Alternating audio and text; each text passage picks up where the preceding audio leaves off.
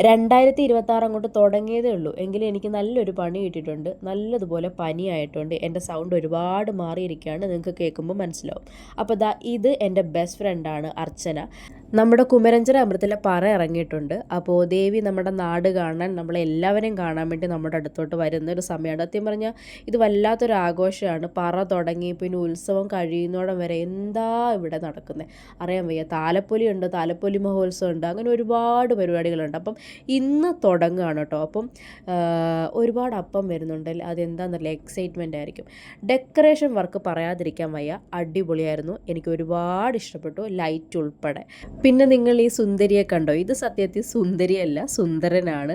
ആളെ താലം എടുക്കാൻ വേണ്ടിയിട്ട് നമ്മൾ സുന്ദരിയാക്കി എടുത്തതാണ് കേട്ടോ. ഇത് എൻ്റെ ഫ്രണ്ടിൻ്റെ ചേച്ചിയുടെ മോനാണ്. പിന്നെ ഇത് അവളുടെ കുഞ്ഞമ്മയുടെ മോളാണ്. ആൾ ഭയങ്കര സുന്ദരിയാണ്, ആരും കണ്ണു വയ്ക്കല്ലേ പ്ലീസ്.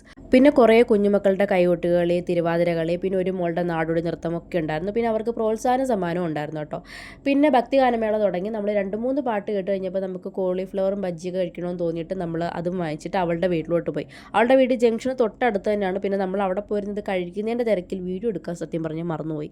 തിരിച്ചു വന്നപ്പോൾ നമ്മൾ കിച്ചുമായ്ക്ക് ഒരു മത്തങ്ങ ബലൂൺ വാങ്ങിച്ചു. അപ്പോഴത്തേനും ദേവി വരാനുള്ള സമയമായി. ദേവി വരുന്ന സമയം അപ്പോൾ പടക്കം പൊട്ടിച്ചോട്ടോ. ഞാനങ്ങ് പേടിച്ചു, സത്യം പറഞ്ഞാൽ തൊട്ട് പുറയിലായിരുന്നു. അങ്ങനെ നമ്മുടെ ദേവി വന്നു കേട്ടോ.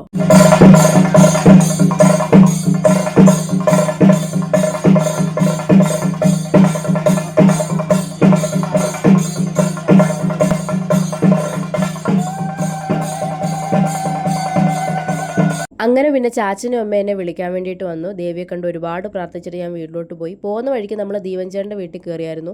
കിച്ചുമായ്ക്ക് വാങ്ങിച്ച മത്തങ്ങ ബലൂൺ ഞാൻ പിന്നെ മോനും കൊടുത്തു. നാളെ നേരം വെളുക്കുമ്പോൾ അവളിനി എന്ത് പറയുന്നു തമ്പുരാൻ അറിയാം. അപ്പോൾ ഇന്ന് ഇത്രയേ ഉള്ളൂ. ബൈ.